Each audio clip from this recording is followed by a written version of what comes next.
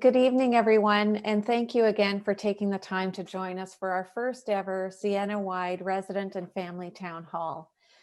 The COVID vaccines are a very hot topic on everyone's minds right now, so we wanted to provide you with an opportunity to hear the most current information directly from our medical professionals.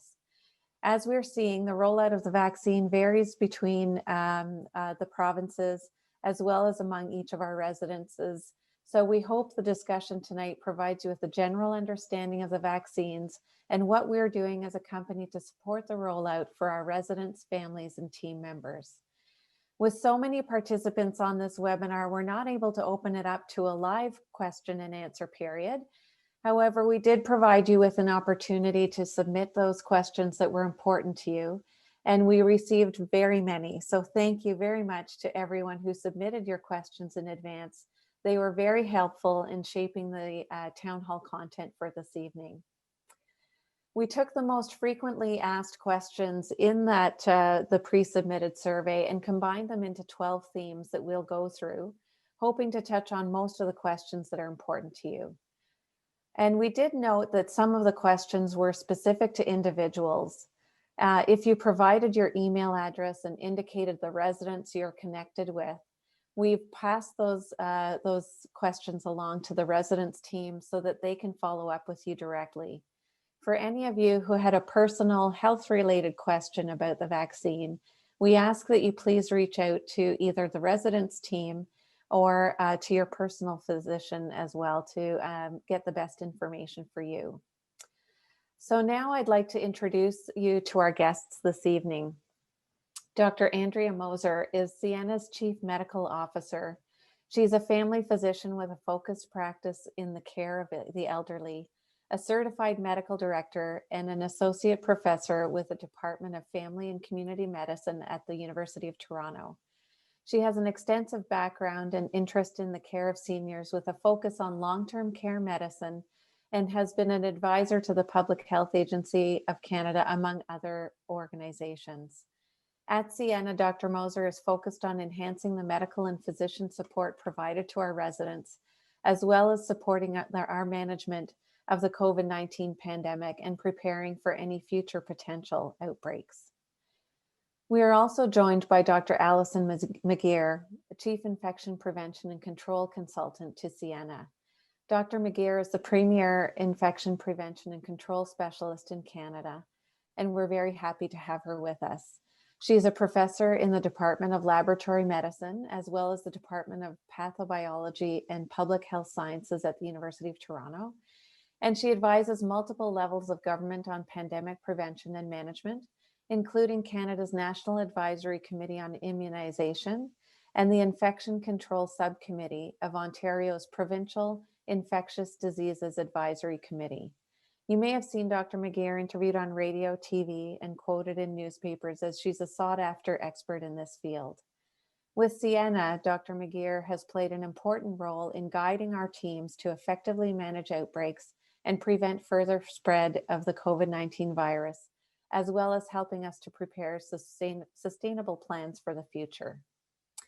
Now we'll get into an overview of the vaccines with Dr. McGeer, and I will ask Dr. McGeer to share her screen so that she can share the slides that she's prepared.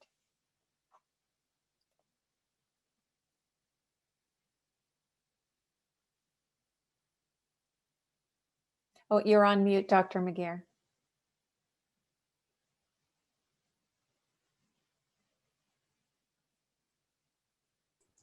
Okay, am I unmuted now? You okay, Maureen? Yes, yes. And can you see my screen? Yes, we can.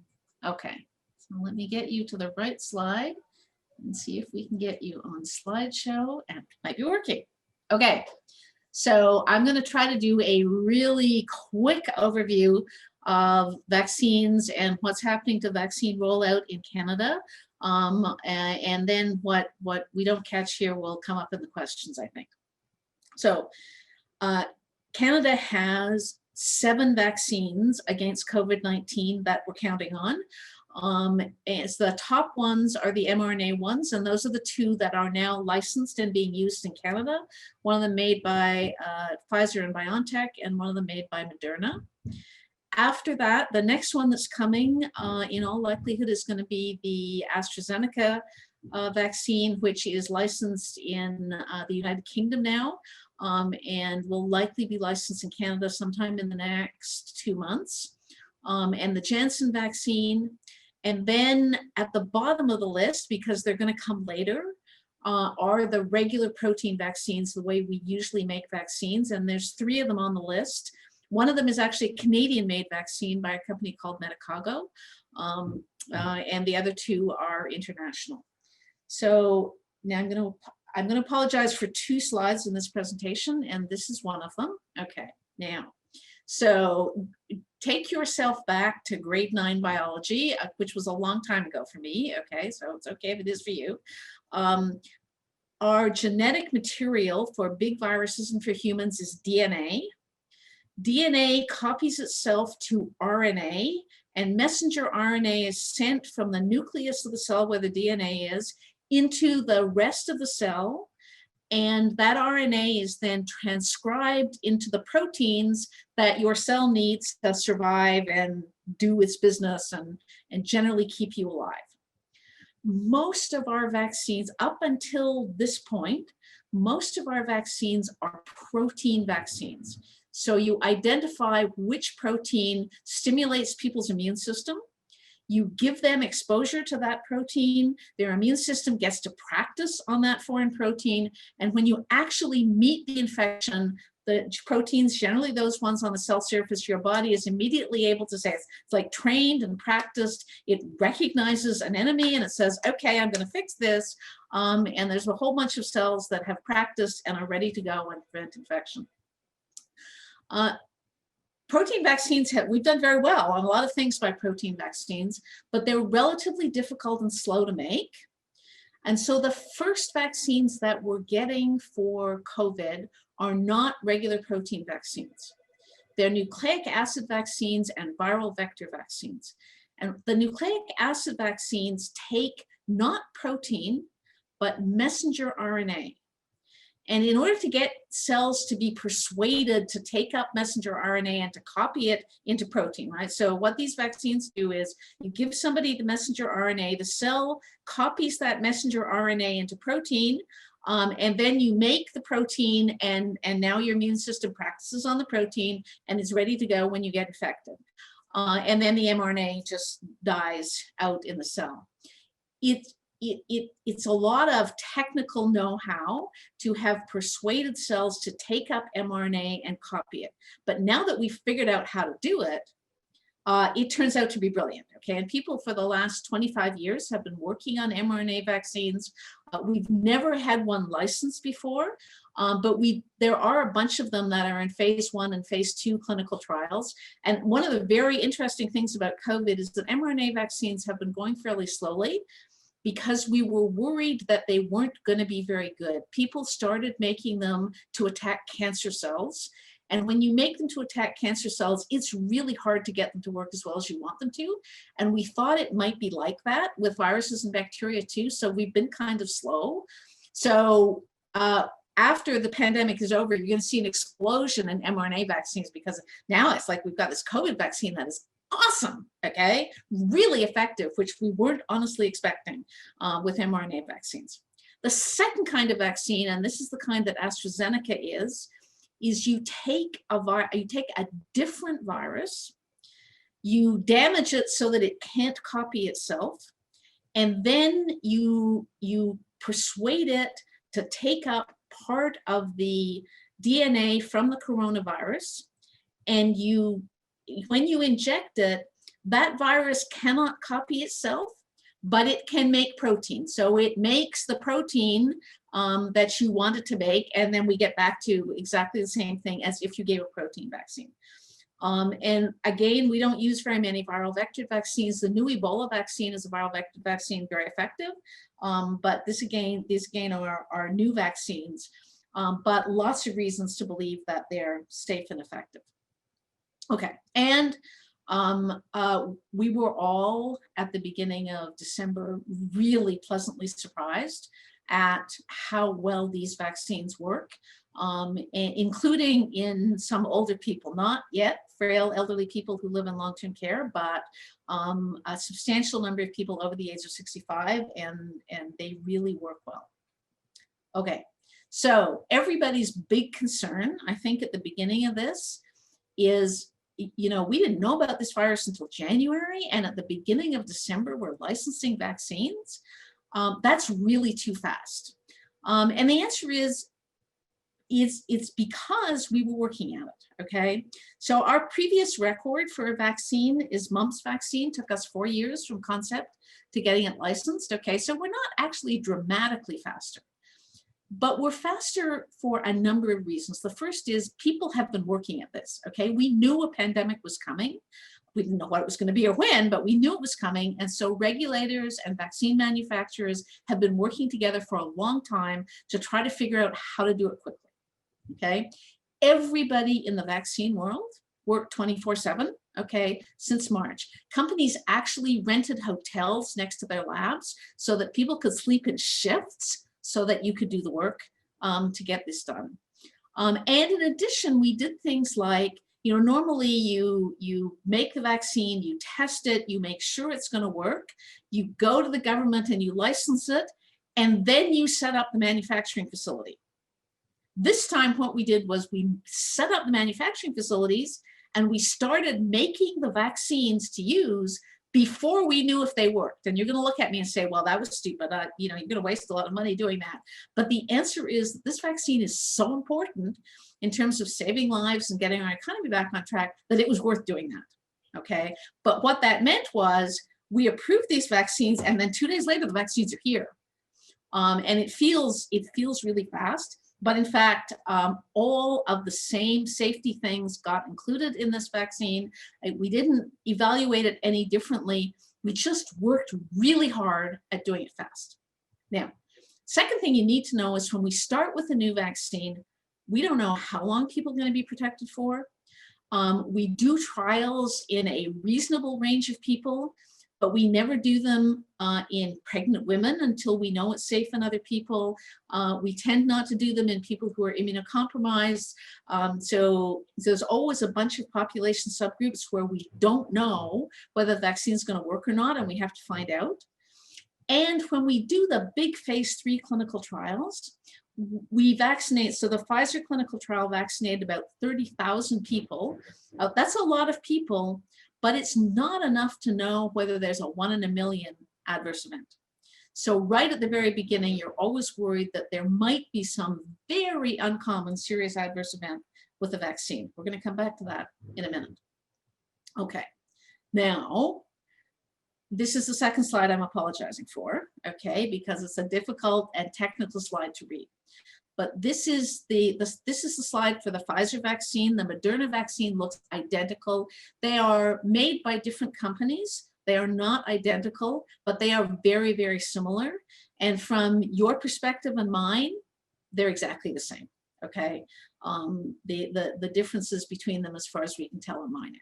And on this graph, what you're seeing is the number of COVID-19 infections.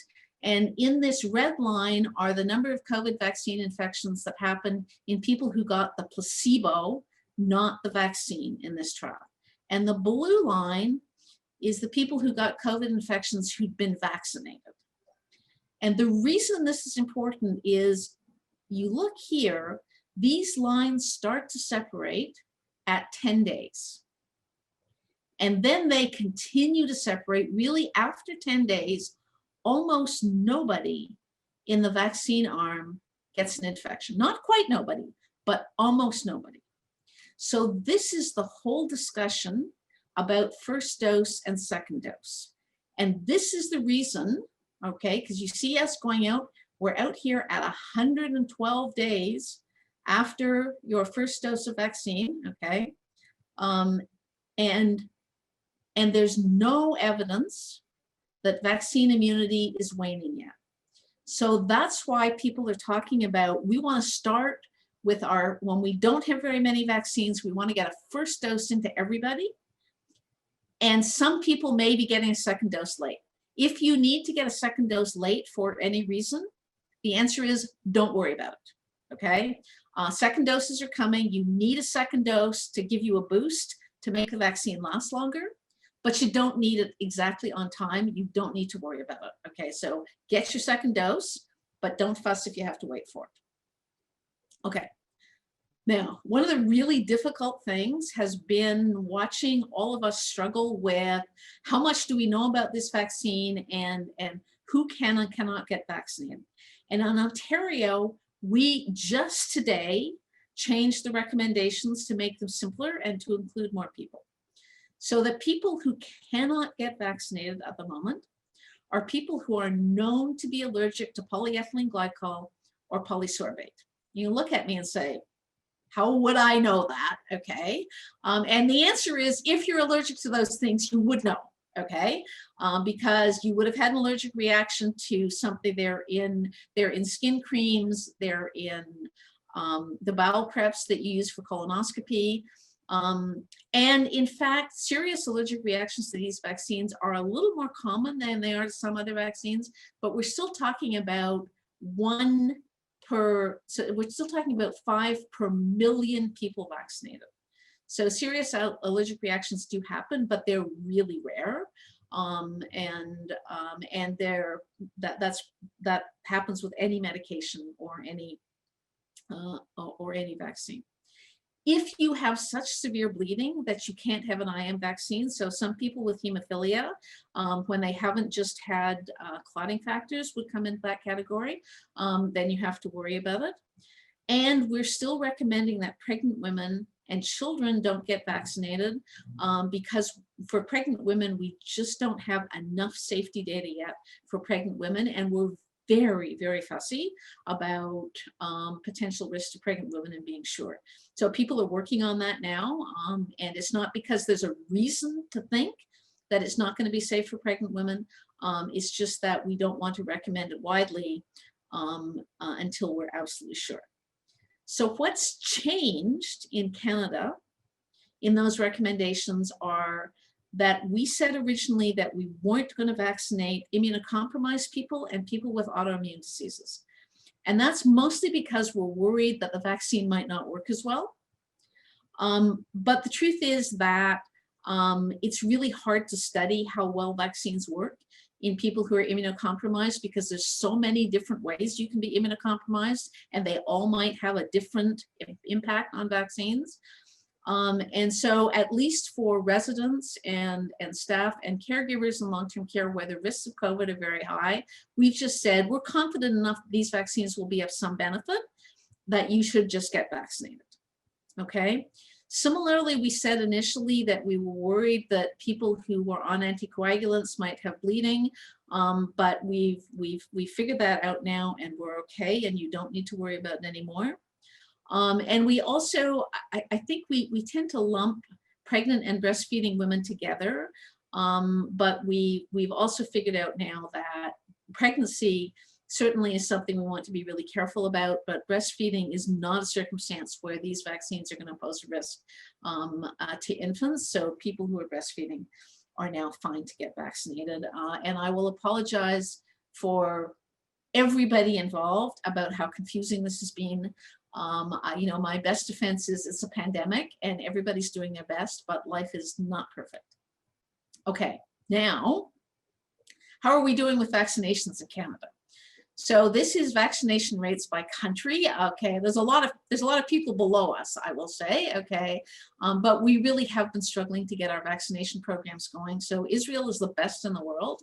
They have vaccinated 15% of their populations.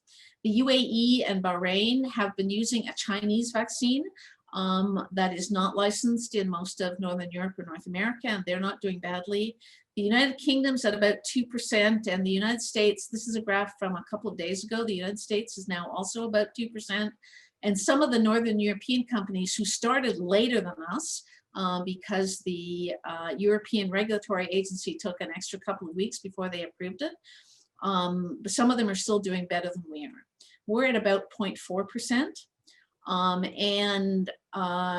and that's despite the fact that we actually have enough vaccine in the country for about 1.6% of people. So people really are working hard now to try to move vaccine more quickly and get it out to, we have all agreed that staff and residents and caregivers in retirement and long-term care facilities are the priority for this.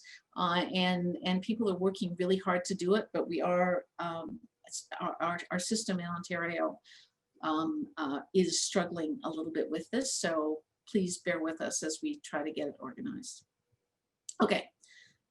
And lastly, okay, been a lot of talk in the last 2 weeks about the virus changing. Coronaviruses are a little bit like influenza viruses. They don't change as fast, but they are known to change. And this virus looked like it wasn't changing very much for a long time, which was, well, relatively long time in virus terms. And that was nice, but it's over now, okay? And so there are 2 new variants that we're worried about, one from the UK and one from South Africa. As you can see, these are virologists again, okay? They really stupid names, okay? You think we could call it something that you could remember. And the problem with these particular ones is not that they cause more severe disease or different disease, but that they spread more easily. So we're very concerned about whether they've been introduced into North America and how quickly they're spreading. And at the moment, we have detected very few in Canada. It's only like 6 in Ontario and I think 4 in Alberta. And most of them have a clear link to the United Kingdom. They're all the United Kingdom strain, not the South African strain. But they're also really hard to detect. So nobody is completely confident that we don't have them at some low level. Now, the reason this is related to vaccines is because it's like flu, right? If the coronavirus changes, it might change so the vaccines don't work as well. And so that's one of the reasons that we're watching the evolution of viruses very carefully. The good news at the moment is that so far what we have suggests the vaccine is going to work against these 2 new strains, but there's still some testing to be done. And the second piece of good news is one of the other excellent things about mRNA vaccines is that you can change them much more quickly than you can change protein vaccines. So the Moderna and Pfizer manufacturing plants could change what's in the vaccine in a matter of a couple of months if they had to. And that, so again, that may not be perfect, but if we need to do it, that will be very reassuring. And I think I will stop there and we'll maybe shift over to questions. Yeah, so if you could stop share on your screen and then, yeah. So I think, as I mentioned to everybody at the beginning, we had bucketed the questions into themes so that we could try to cover everything off. The first theme was about a vaccine overview, which Dr. McGeer has covered very, very thoroughly, including questions around what is an mRNA vaccine and have they been used before. So one of the questions in here is who is getting which vaccine and why? Dr. McGeer, are you able to answer that? So of the 2 vaccines, they both, one of the problems with mRNA vaccines is they're not very stable at room temperature. They have to be kept frozen. But the Moderna vaccine, I think because the company has a longer history of working on vaccines, is more stable than the Pfizer vaccine. So it doesn't have to be kept quite as cold, and you can take it out and put it in the refrigerator for longer. So that's why we're still keeping the Pfizer vaccine in places that have freezers that keep things at -80, and we don't move it very much. The other thing about these vaccines is the RNA is in tiny particles, and those tiny particles can shear really readily if you shake it or bump it when you transport it. So you have to protect it really carefully. So that's why Pfizer is at big institutions and people have to go and get it there, whereas the Moderna vaccine can be moved out to long-term care.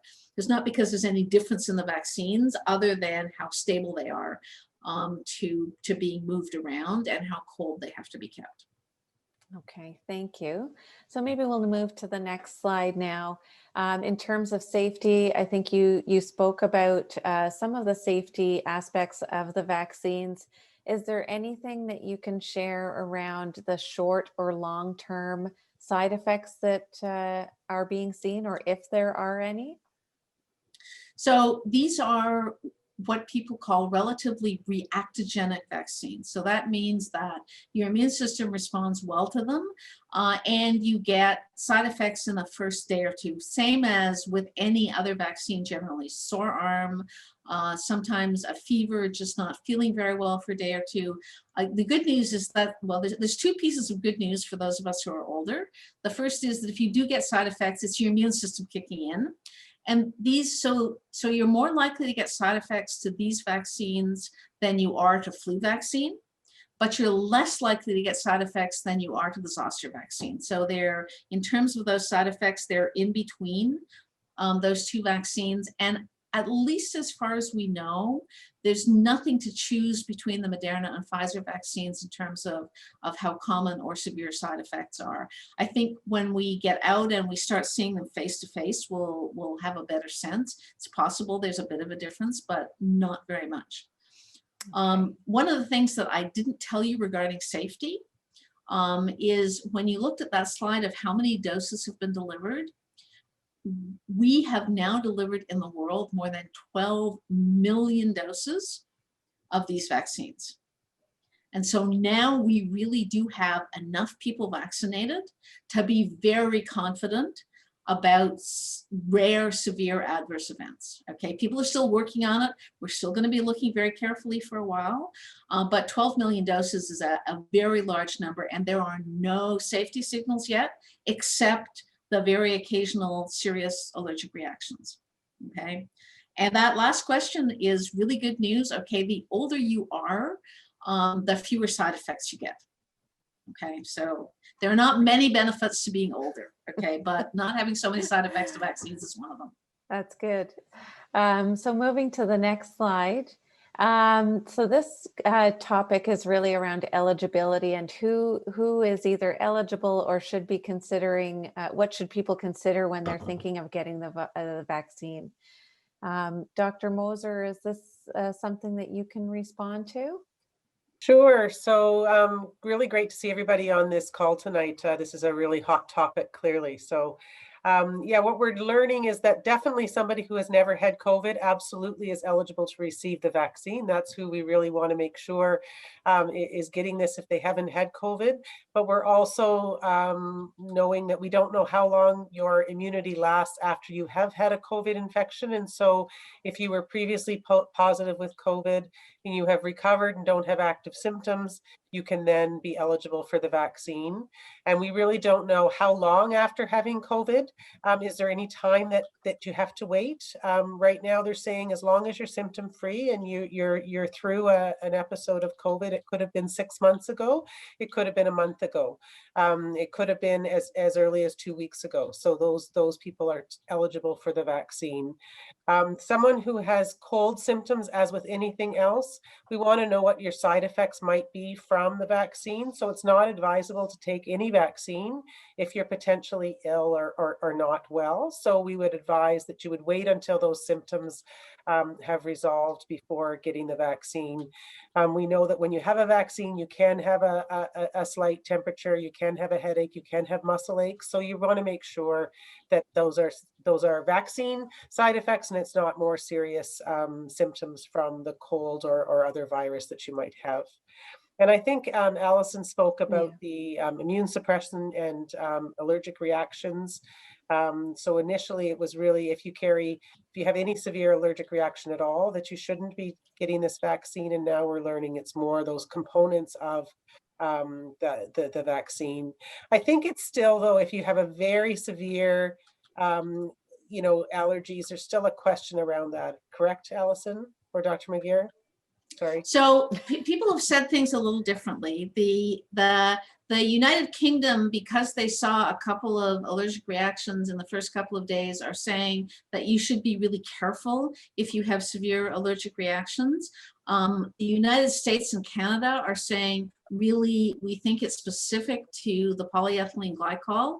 And I think while it was perfectly reasonable for the UK to be precautionary in their first few days of vaccination, you know, now that we have an estimated rate in the US and in the UK of between 5 and 10 per million people, that's much more reassuring. And I think, I'm pretty sure the UK will change fairly quickly, and the rest of us are saying really it's if you specifically have had a reaction to polyethylene glycol, you need to be worried, but otherwise you don't have to worry if you've had severe allergic reactions before.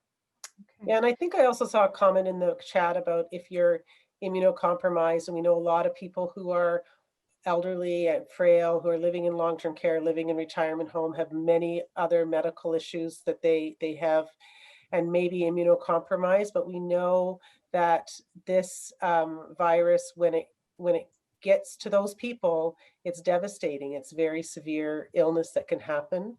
And so even if we're not convinced that they're going to have the same response, because they might be immunocompromised, any response at all is better than nothing and may protect from more serious illness. So that's really why we're recommending for everyone, unless there's, you know, very clear contraindications, that we really are hoping to be able to vaccinate all of the residents in long-term care and in our retirement home communities. Great. There was also a specific question that I'm just kind of monitoring the chat a little bit about diabetes. So if someone is diabetic, is there a reason they should or shouldn't get the vaccine? There's really not a reason. So again, people we know who have other medical conditions may put them at a higher risk for more serious complications from COVID. And so again, it's very, very important to consider vaccination for those groups. And again, as we learn more, we're going to be learning more about that use in those populations. And right now, diabetes is not a contraindication.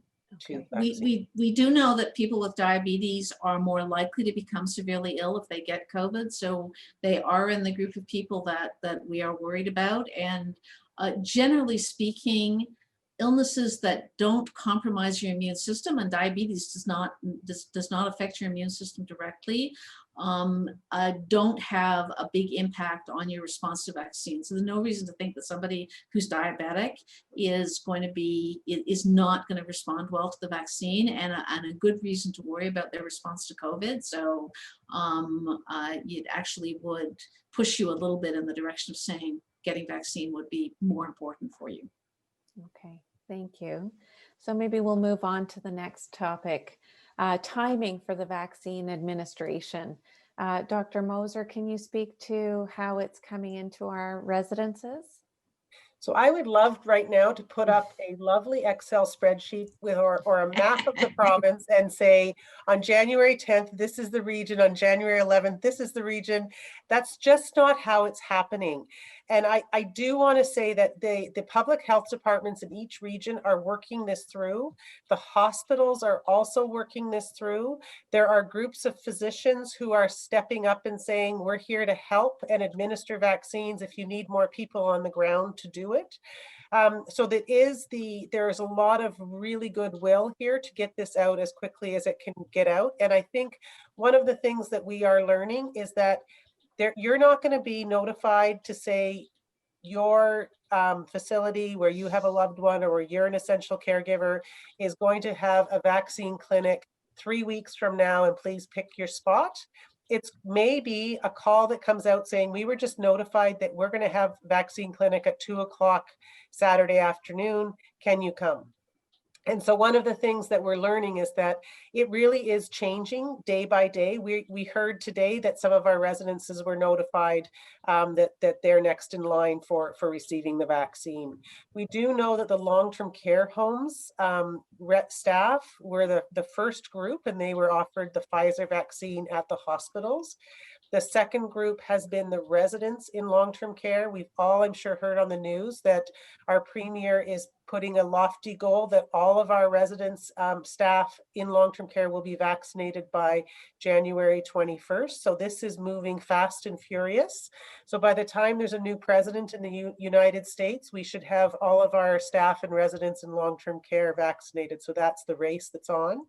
We're also hearing the next group that's coming in with the staff are the essential caregivers. So if you're a designated essential caregiver in long-term care, you will be offered the vaccine. Again, depending on the timing of that is based upon the public health department and how they're rolling it out. And so really important to be ahead of the curve. So what we're working on at Sienna is making sure that we're getting consents out to people, that we're talking to people, that we're doing this webinar, so that we can have everything ready. So if we're called and say, at Lovely Acres down the road, you're going to have a vaccine team showing up in 24 hours, we're going to be able to say, great, here's the 150 people that we need to be vaccinated. And so if you know that you want to have a vaccine, reach out to the care community that you're in, and ask for those consents. And also, if you're a substitute decision maker for a resident in long-term care or retirement home, also really be ready to make that decision and to sign those consent forms, because that's going to help us be able to offer the consent.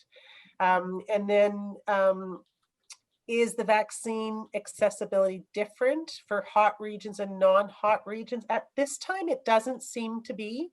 Initially, they were not vaccinating any homes that had an outbreak of COVID-19. We're now finding that that's not the case. They're now coming on site and offering vaccine even to homes that are in outbreak. So it's really moving quickly, and we're really excited to see the numbers go up of, again, our staff, our residents, and the essential caregivers. And for retirement as well, that also is moving fast and furious. It's a little lag behind long-term care, but it is coming. It is a little more challenging in the retirement home because we don't have the same number of registered staff that we do in a long-term care home. So again, the public health department's working with the retirement home organizations, the regulated retirement home authority, as well as with the hospitals, care providers within the regions to figure out how to make this happen and in a timely manner. So lots of people working on it. And I can't say it's going to be the same exact approach in every single region, but it's going to be the approach that makes most sense for that region. Okay, thank you so much for all of that. So in terms of vaccine management, I think we've just covered off some of this. Can you talk a little bit, Dr. Moser, about how the actual vaccination clinics are being run in terms of monitoring and, everything that needs to be done for that? Sure. So our experience to date, as I said, the first vaccines were staff going to the hospital hubs to get the Pfizer vaccine. We're now seeing the teams come to the nursing homes to provide the vaccine. So what we've seen is we're being asked ahead of time to get the consents, first to determine all the people who are eligible for the vaccine, which is pretty much all of our residents. But again, going through, there's a tick list that we go through. So it's not just saying yes, a blanket, yes, all of our residents are eligible. We actually have to go resident by resident by resident to make sure that they meet all of that. And then we get an informed consent. So residents who are able to consent will be providing their own consent, and residents who are not able to consent for treatment, then the substitute decision maker or the public or the power of attorney is being approached to provide that consent. So again, these are going to be phone calls coming to you. If you haven't received anything, if you haven't heard from your home and you want your loved one or family member to obtain the vaccine, then reach out to the home as well and let them know. So the more of that consent we can get ahead of time, it just makes it a smoother process. Right now, the residents are receiving the Moderna vaccine. We are learning that again may change as we get more comfortable with the Pfizer vaccine and how we're able to transport it. But right now it is the Moderna vaccine that is being given to the residents. And then we're seeing teams coming from the hospital or from community family practices. So family doctors or other doctors and nurses coming in on a sort of a whole team is coming on site, and they're administering those vaccines. We also will be asked, our own staff within long-term care will be being asked to give vaccines, just as we give the influenza vaccine, we give pneumovax vaccine. So nursing staff in long-term care give vaccines all the time. Great. There were questions also coming through that might relate to the last bullet here, asking if there would be a situation where the second dose ends up being a different vaccine than the first one that people received, and if that is a good thing, if it causes concerns. I don't know, Dr. McGeer or Dr. Moser, if you're able to respond to that.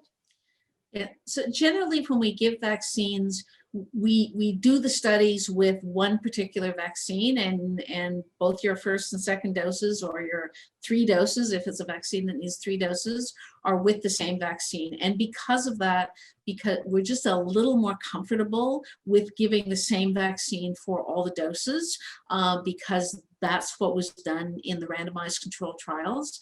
But these vaccines are very similar.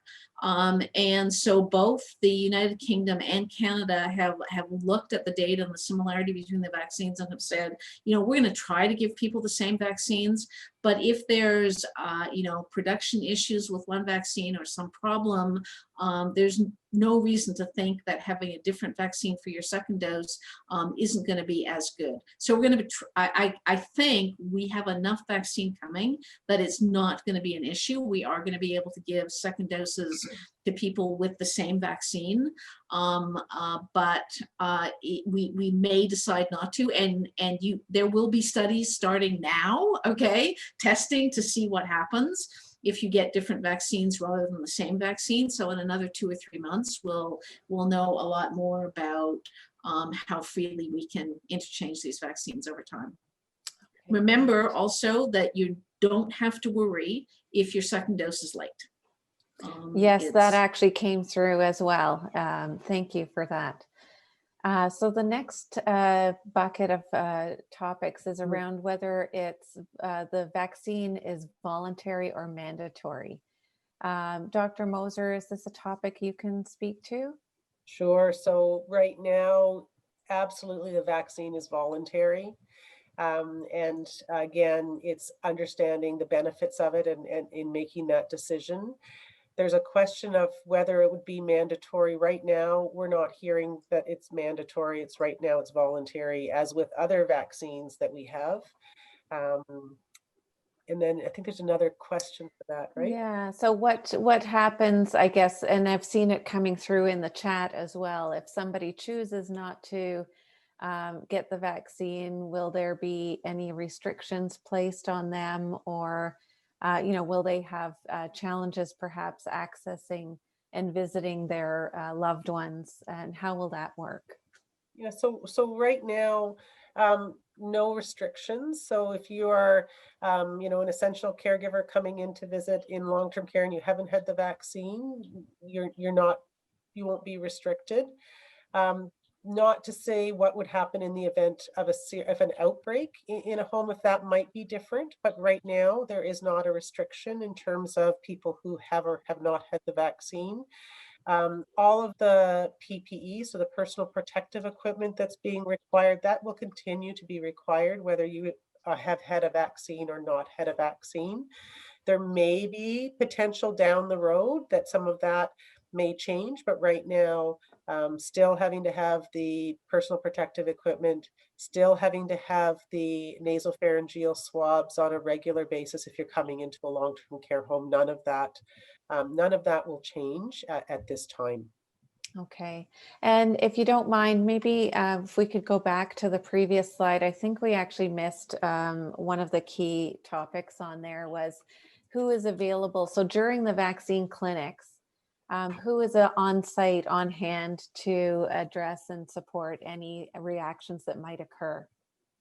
Yeah, so there definitely is registered staff on site, and residents, staff who receive clinics on site are actually being asked to stay. So they don't just receive the vaccine and then go back to the room. They're actually monitored for 15 to 30 minutes to make sure there's no immediate reaction. And then we're also monitoring people after they've had the vaccine for any other symptoms that may occur. So one of the challenges is if you've received the vaccine, and then the next day you develop a fever. We don't know if that fever could be from a COVID infection that was incubating and brewing in you, or whether it's a reaction to the vaccine. So we still would be monitoring quite closely for symptoms. And if anything, any symptoms arise that could possibly be a symptom of COVID, we would be treating it as we would whether you had not had the vaccine. So taking a swab and ruling out that there's no active COVID infection. Okay, thank you for that. And thanks for going back to that question as well. So I think we can move on to the next category after this one. So I think we actually may have covered this one. I think you have talked to that, Dr. Moser, in terms of essential caregivers, just making sure that they get in touch with their residents where their loved one resides and making sure they're on the list and that they're available and answering the phone if that call comes through. And I've seen, I saw a quick question there about consent forms, if they're going to be posted online. I think the consent forms are being sent by the residences to their substitute decision makers or POAs directly, because I believe, correct me if I'm wrong, if they're slightly different, whether it's the Moderna or the Pfizer vaccine, the consent form. Is that the case? They're pretty similar. Are they the same? Okay. But Yeah. regardless, they'll be sent out to the family members directly and not posted online. Okay. So moving. But to again, this, if you haven't heard and you know that you're waiting and you haven't heard, please call, because there's always a situation where maybe there was a phone number that was, slightly incorrect, or the call went through, or something happened. There's always human error in these things, right? So if you haven't called and you're waiting, pick up the phone and call. Or if you're going in as an essential caregiver, while you're in, ask someone, say, I want to make sure I'm on the list. Here, can I give you my consent now? So I think this is something that we all have to be as proactive as possible, and make sure, ask if no one has reached out to you, that's perfectly fine to reach out to them and ask. Mm-hmm. Yeah. So this next group of questions relates to IPAC after vaccination, so infection prevention and control, which is PPE and all of those things that we've been doing. So I think we've touched on some of these topics, but for example, will COVID testing still occur even regularly, even after vaccinations have been taking place? Is that something you can talk to, Dr. Moser? Yeah, so absolutely. COVID testing is still required at this time. Again, we know that a lot of people have really great response to this. There is that 5% who doesn't. And so you could still be at risk of bringing the virus or getting sick from the virus. We also aren't sure if somebody can still have the virus in their system and not have symptoms from it with the vaccine. So really important that we still do COVID testing. I know I had a question from a lot of people that if I have the vaccine and then I go and have my COVID test the next day, is it going to be positive? And it's not going to be positive. So the vaccine is not going to give you a false positive test. So you're fine to go and continue to do the testing as you are at present. Right. Dr. McGeer, anything further to add to that? I'm sorry? Anything further to add to that in terms of the testing and? No, I don't think so. I mean, I think really the principle is at the moment, we've had such trouble with COVID and COVID transmission that we're not changing anything until we know that the vaccine works well in residents of long-term care, and that things are better. And then we will likely slowly start to decrease the restrictions. You're trying to go as fast as we can safely, and trying to reduce the most onerous restrictions first. But we really are, we don't want to be removing precautions that might increase the risk of infection again. So it's going to be slower than you would like, for sure. The second bullet here is, can I still be a carrier of the virus and spread it to others even after I've been vaccinated? Yeah, great question. And the answer, a piece of the answer is maybe. Okay, so when the trials were done of the vaccine, the first thing you always test about vaccine is, does it work and is it safe in the person who's getting the vaccine? So those are the studies that got done. It is much more difficult, more expensive, much larger numbers of people to study in those controlled trials whether you can still spread the virus to other people. So we don't know absolutely whether vaccination prevents you from spreading the virus, because what it might do is stop you from getting sick, but not stop you from getting infected and being able to spread the virus. That's not very likely. That hasn't happened with vaccines before. There is some preliminary evidence from the trials that people who are vaccinated do not spread the vaccine. But we still need to wait and see. And that's another one of the reasons why we're not going to be leaping to just opening everything up and letting people have contact with all sorts of people until we're sure that once you've been vaccinated that you're not a carrier and can spread the virus. Okay, thank you. And I think for the last two bullets, we've covered that off in terms of restrictions and guidelines not changing until we know better. So we'll move on to the next slide, please. So I guess this is the biggest question on everybody's minds. How soon can we get back to normal? Can either of you look in your crystal ball and tell us what you think? How we wish, right? We just don't know. And I think what Dr. McGeer was saying is as we see case counts come down and we see outbreaks reduce and we see the number of vaccinated individuals increase, then we start slowly opening up things gradually and monitoring. And I think in this one, I know how that our plea and my plea, and having just gone through the holiday season, which was a much different holiday season than I've ever experienced before, we need to keep staying the course, as hard as it is, because we've got to get this spread stopped in the community, and we all have to do what we can to contribute to that. So we keep doing physical distancing, we keep using our masks, we keep reducing visits with people outside of our household. We get the vaccine, and slowly, surely, things will return back to a more normal sense of the world. Great. And we have one last bucket on the next slide. For long-term protection, what does life look like after the majority of us have been vaccinated? Dr. McGeer, do you have any thoughts on that front?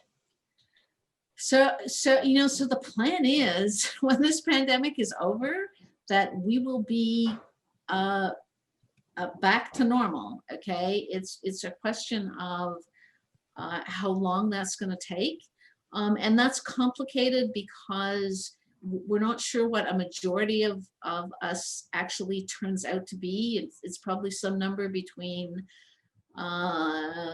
70 and 90% vaccinated before we can really have a substantial decrease in transmission and significantly lift restrictions. But all of that is estimates based on sort of expert evidence and what we know about viruses in general. So it might be more or less.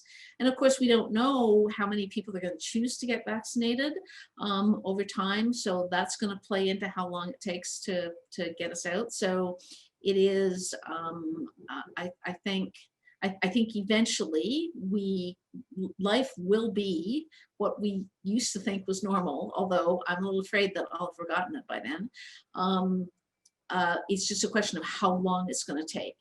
And we don't know how long the vaccine is going to last. Obviously, you know, the vaccine's already been around, only been around since, sorry, not the vaccine, the virus has only been around since last March. So there's no way of knowing whether, if you've been infected or if you've gotten vaccinated, whether you're protected for more than 9 months. But we're going to learn that over time. And, you know, if we need to get repeated vaccines, if we need to get one once a year, then probably what will happen is we'll put the COVID vaccine together with the flu vaccine, and you'll get one COVID and flu vaccine in every fall. I'm hopeful that that will not be true, but you know, we really are just going to have to wait and see how often people are going to need to get it, and how well people are protected after different kinds of vaccines and after infection. Thank you for that. And I thank you both also for going into the chat and responding to some of the questions that have come through. I just wanted to share a comment from Kate Murray, who said, my husband and I are essential caregivers for his mother, who is a resident at Weston Terrace in Toronto. We received the vaccine at Humber River Hospital yesterday, and my mother-in-law was vaccinated today. We want to thank the staff of Weston Terrace and Sienna Living for the excellent communication regarding the vaccine. Please share our thanks with the staff. We will definitely do that, Kate. Thank you very much. And thank you everybody for attending. It's really been our pleasure to share this information with you tonight. We do have more information available at our siennaliving.ca website. There is a tab at the top of the page for COVID-19. And if you scroll down a little bit, there's a vaccine response section that you can click onto. We have frequently asked questions on there. We have other videos with Dr. McGeer sharing insights from the beginning of the well, not the beginning of the pandemic, but earlier on in the fall, and as the vaccines have become available.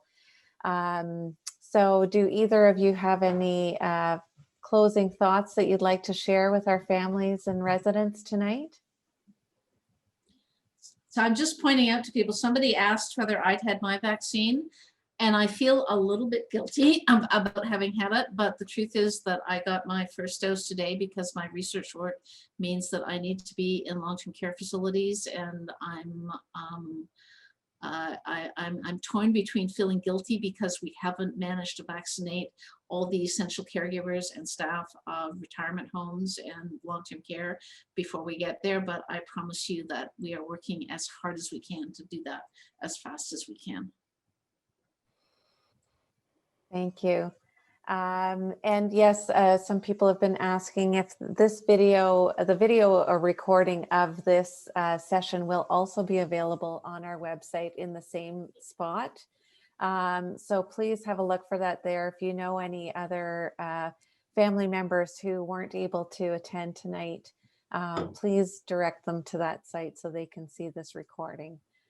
So thank you once again, everyone. Thank you, Dr. McGeer and Dr. Moser, for taking the time and being so thoughtful with your responses. We look forward to speaking with all of you again, maybe on a town hall directly with your residents, and also providing continued communication with the newsletters we provide and other communication that goes out directly by email or by phone. Thank you again. Have a lovely rest of your evening, and we hope to speak to you soon. Take care. Thank you, everybody. Thanks, Good night. everybody. Take Have a care. good evening.